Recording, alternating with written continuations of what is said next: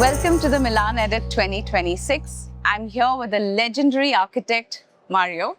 Hi. Mario is known for his work with the environment, and also, actually, I feel that you not only work with the environment and sustainability, but you also help societies. Yeah. I particularly loved your project which you did, that house. It was a Tekla. house, and it was a prototype where you worked with a very earthy material. Yes. And it was a 3D print. So you married technology And tradition, yeah. I think it's incredible that you married the past with the future and you put it in the present. Could you tell me something about that? Yes, well, I think the Tekla project was try to answer a major question about what sustainability will be in the future. Because the agenda on the next 30 years is to reducing the impact of buildings, reducing, at least in the European roadmap, by 85% of emission, which is a very ambitious plan. So I asked to myself, how you can make a building with no consuming, no CO2 emissions. So and we make a question and we make an answer. An answer, yes. And we say maybe the thing is thinking like the past, because the past is containing a lot of knowledge. Because the past there was no energy. No, the energy is a recent discovery. No? Absolutely. How we made it a so beautiful building with no energy, and then I think the idea was to take that knowledge, transform it in the present by using technology for the future. No? And 3D printing house was using earth, just digging a hole in the garden, take the earth, and then printing, and then give the idea then maybe this is the first step of change. Maybe it's not the only one. Maybe it's a research, but I think always you need to do a step before to running. You need to do a first step, a second one, and Tekla was the warm up and then the and then I think I surprising how much people were so interesting around the world to say, oh, wow, we can make it. That's a project that's really talked about. Yes. Yeah, and then I feel also using a natural material, the body reacting differently. If you're in a box of glass, if you're in a concrete, but even in a earth. I think something in your DNA, is coming out in the emotion. Close to nature. Yeah, so close to nature. And do you think that this project can get replicated and will see production? Yes, well, we are now working on another project in Portugal. Okay. With we are sort of a mix between 85% of earth and only 50% of cement, which is reducing a lot the material. Yes. And which is more solid, is more close to the regulation. But I think there's more and more interest to do that because, first of all, I think the sustainability of this process is about reducing the waste. The first policy is buildings without waste. That will be the first thing we need to do because buildings, wasting from building is the second large producing of the waste. So if you're using 3D printing, you only use the material you need. You don't throw away anything. And I think that is quite important as a first policy, But that is your DNA. You've done your projects like that from get-go and until now. But there are a lot of people who do not understand the responsibility of being a designer or an architect or an end consumer. People just go blindly through their life. Yeah. And what I'm seeing through your work is that you're also trying to change the perspective of society. How do you bring that into your projects? Well, I think architecture is not a technical professional, it's a visionary professional. That's the point, Because you design building for the futures, you design building for the other people. And architects, I always say, is very dangerous to people because they manipulate material, they can change your perception, the quality, the beauty. So I think you need to be very careful and responsible for these things. And I always like to open the mind, what buildings means for people. It's not only an object. It's the life of people. I'm designing schools. I love the school because when you do schools, you leave the legacy to kids. they're going to live in a school and they're creating a memory for the future, Yes. no?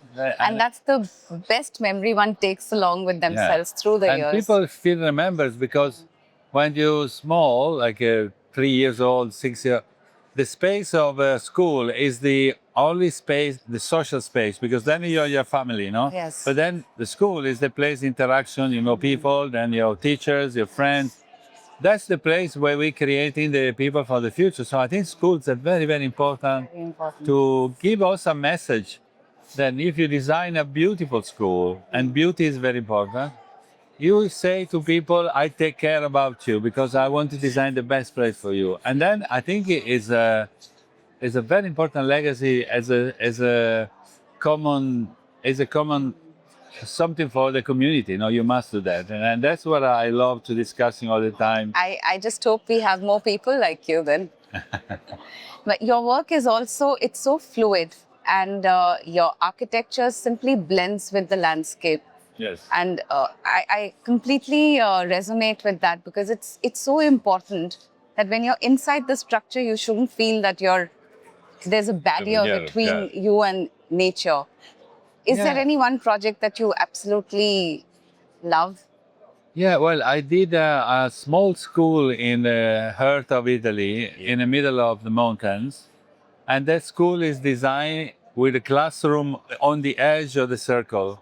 No? The classroom I wrote, and the middle is a little square. No? But I insisted to make the class on that edge of the building because kids, when they sit in the classroom, they always see the landscaping, you know? And landscaping is your culture. You come from that place where there's a mountain, there's snow, and then trees.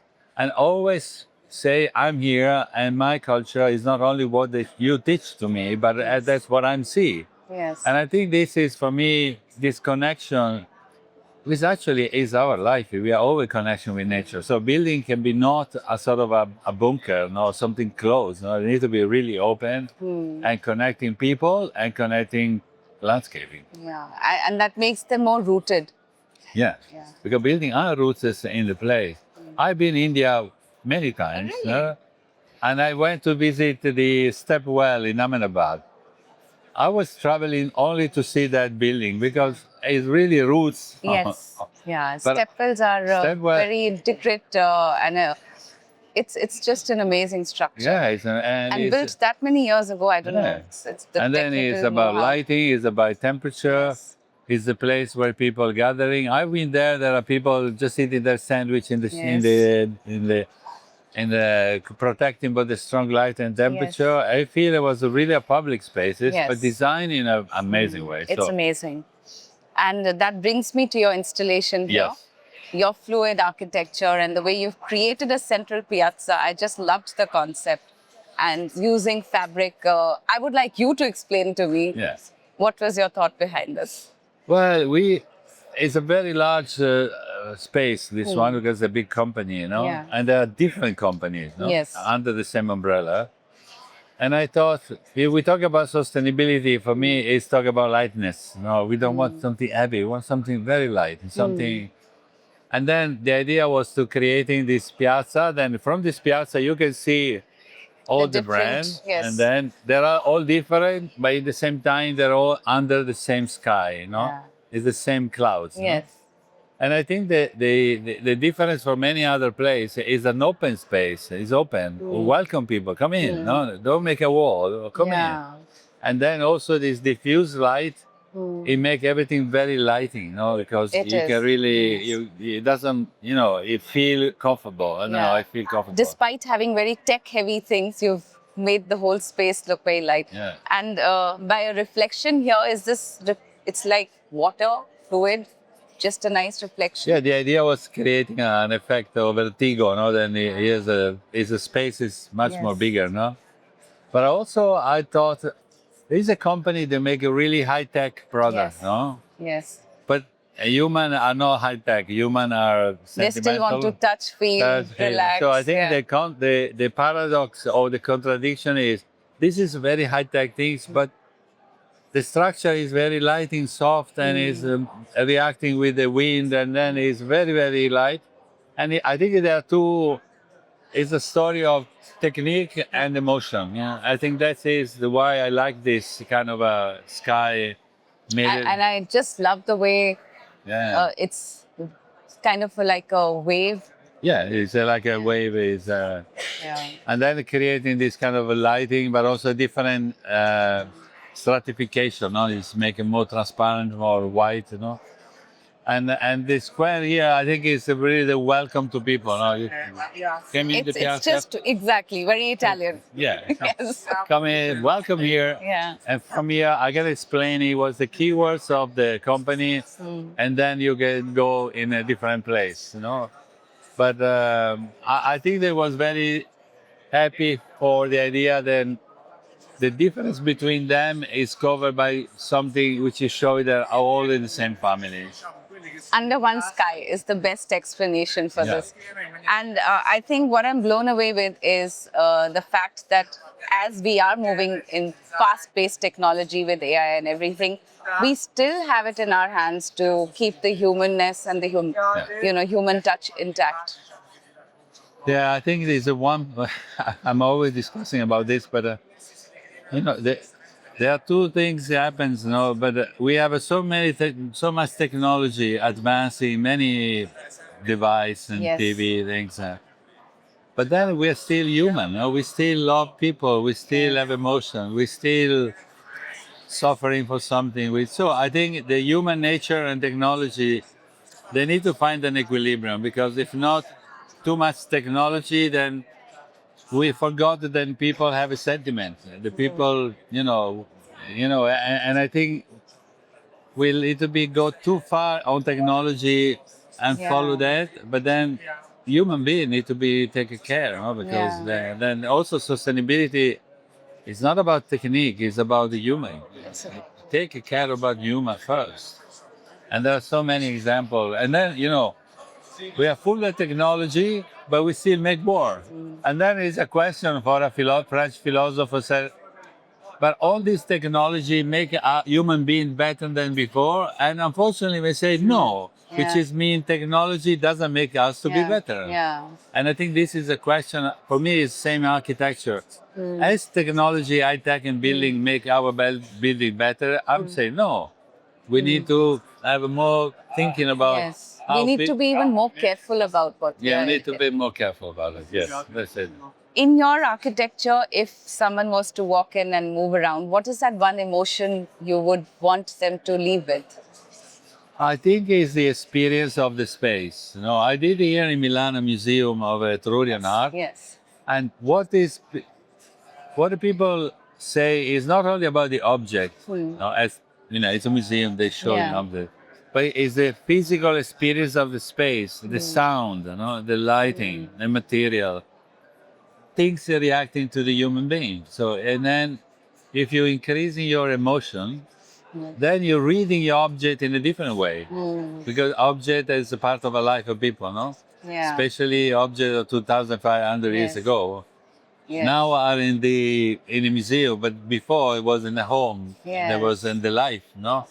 And I think that museum showing this, you need to connecting object with architecture, and then that's the experience. I could say the same for schools. It's not all about teaching, it's not about knowledge. Building is a form of education, and people know that. You go inside a building, there's something. It's not only a box. It's not only a room. No, it's something else. And that's what this kind of a emotion and reaction is what really I'm caring more when I design a building. Absolutely. And I do feel that all these environments impact our subconscious mind also. Absolutely, yeah. And then body recognizes, because we still have a long story behind us. Yes. What a pleasure talking to you. No, but it's nice Thank you so really. much, and absolutely admire your Thank work. you. Big fan. Thank you so much. Thank you. Thank Thanks very you. much. Thank you. It's nice.